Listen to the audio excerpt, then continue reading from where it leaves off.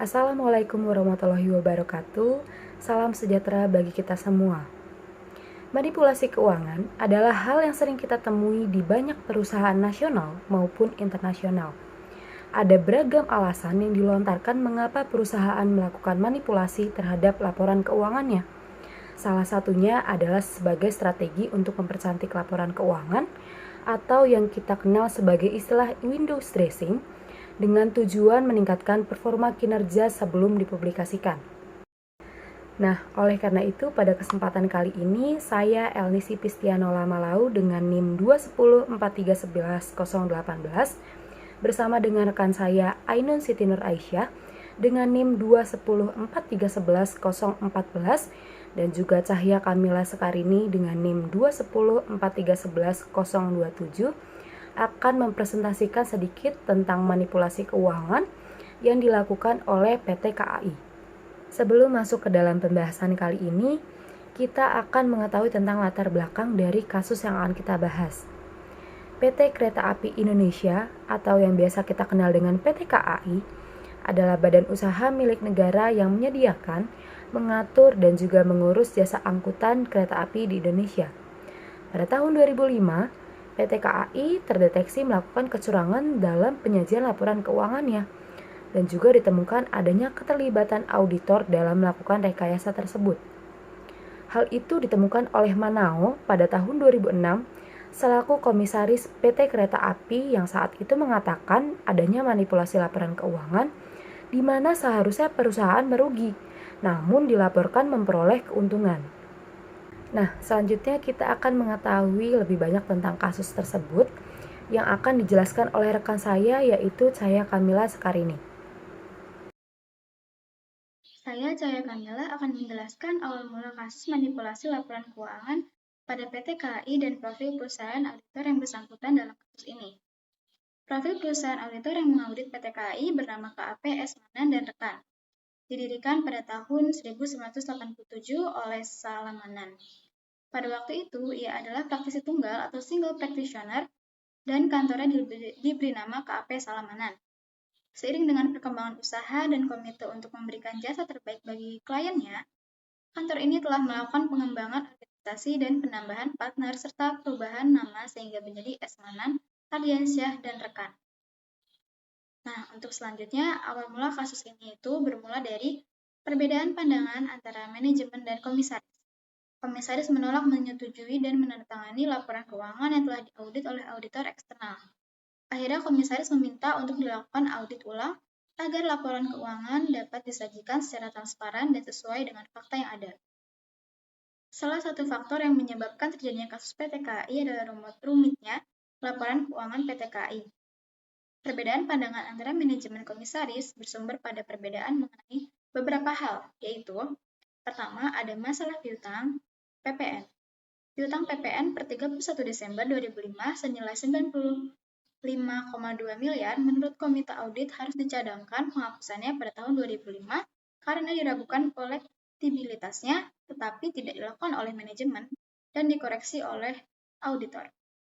Yang kedua adalah masalah beban ditangguhkan yang berasal dari penurunan nilai persediaan saldo beban yang ditangguhkan per 31 Desember 2005 sebesar 6 miliar yang merupakan penurunan nilai persediaan tahun 2002 yang belum diamortisasi, menurut Komite Audit harus dibebankan sekaligus pada tahun 2005 sebagai beban usaha. Yang ketiga adalah masalah persediaan dalam perjalanan. Berkaitan dengan pengalihan persediaan suku cadang senilai 1,4 miliar yang dialihkan dari satu unit kerja ke unit kerja lainnya di lingkungan PT KAI yang belum selesai, proses akuntansinya per 31 Desember 2005, menurut Komite Audit seharusnya telah menjadi beban tahun 2005. Yang keempat adalah masalah uang muka gaji. Biaya dibayar di muka sebesar 28 miliar yang merupakan gaji Januari 2006 yang seharusnya dibayar tanggal 1 Januari 2006 tapi telah dibayar per 31 Desember 2005. Diperlakukan sebagai utang muka biaya gaji yang menurut Komite Audit harus dibebankan pada tahun 2005. Dan masalah yang terakhir adalah masalah bantuan pemerintah yang belum ditentukan statusnya atau BPYBDS dan penyertaan modal negara atau PMN. BPYBDS sebesar 674,5 miliar, dan PMN sebesar 70 miliar, yang dalam laporan audit digolongkan sebagai pos tersendiri di bawah hutang jangka panjang. Menurut Komite Audit harus direklasifikasi menjadi kelompok ekuitas dalam neraca buku 2005. Baik, sekian yang dapat saya sampaikan. Untuk selanjutnya saya serahkan ke teman saya. Pembahasan selanjutnya adalah temuan audit. Audit terhadap laporan keuangan PT KAI tahun 2003 dan tahun sebelumnya hanya dilakukan oleh BPK, Badan Pemeriksaan Keuangan. Lalu untuk tahun 2004 dilakukan oleh BPK dan juga akuntan publik. Namun pada tahun 2005 hanya dilakukan oleh akuntan publik saja. Hasil dari audit laporan keuangan tahun 2005 kemudian diserahkan kepada direksi PT KAI untuk disetujui sebelum akhirnya disampaikan dalam rapat umum pemegang saham. Namun, Komisaris PT KAI yaitu Hekinus Manau menolak untuk menandatangani laporan keuangan PT KAI tahun 2005 yang telah diaudit oleh akuntan publik tersebut. Setelah diteliti secara seksama, ditemukan adanya kejanggalan dari laporan keuangan PT KAI tahun 2005. PT KAI dinilai melakukan manipulasi data, yaitu dicatat meraih keuntungan sebesar 6,9 miliar. Padahal jika diteliti dan dikaji lebih lanjut, seharusnya perusahaan itu menderita kerugian sebesar 63 miliar. PT KAI dinilai melakukan kecurangan dalam penyajian laporan keuangan dan masalah pelanggaran kode etik profesi akuntansi. Selanjutnya adalah dampak manipulasi keuangan. Apa sih dampak dari manipulasi keuangan? Yang pertama, kesalahan dari laporan keuangan mempengaruhi terhadap perhitungan pajak, denda yang harus dibayar, serta proses audit perusahaan. Yang kedua, mempengaruhi citra perusahaan di mata masyarakat. Lalu yang ketiga, laporan keuangan yang tidak benar tidak bisa menceritakan mengenai keadaan perusahaan yang sebenarnya. Yang keempat, adanya kesalahan dalam laporan keuangan tentu dapat memberikan perkiraan mengenai posisi finansial perusahaan yang salah. Jika hal ini diketahui oleh para investor, tentu akan mempengaruhi iklim investasi. Jika posisi keuangan perusahaan tidak stabil, tentu investor akan ragu untuk berinvestasi terhadap perusahaan tersebut. Nah, selanjutnya adalah akhir dari kasus tersebut. Dari kasus manipulasi keuangan PT KAI, pihak perusahaan dan auditor mengambil tindakan guna memulihkan nama perusahaan. Tindakan yang diambil PT KAI adalah melakukan koreksi salah saji laporan atas pihak ketiga yang dimasukkan sebagai aset, penurunan nilai persediaan suku cadang dan perlengkapan yang belum dibebankan, bantuan pemerintah yang seharusnya disajikan sebagai bagian dari modal perseroan. Yang kedua, yaitu meminta maaf kepada stakeholders melalui konferensi pers dan berjanji tidak mengulangi kembali di masa yang akan datang. Lalu tindakan yang diambil oleh pihak auditor. Yang pertama, melakukan koreksi atas salah saji opini. Yang kedua, melakukan jasa profesional melalui SPAP, di mana setiap anggota harus berperilaku konsisten dengan reputasi profesionalnya dengan menjauhi tindakan yang dapat mendiskreditkan profesi oreksi.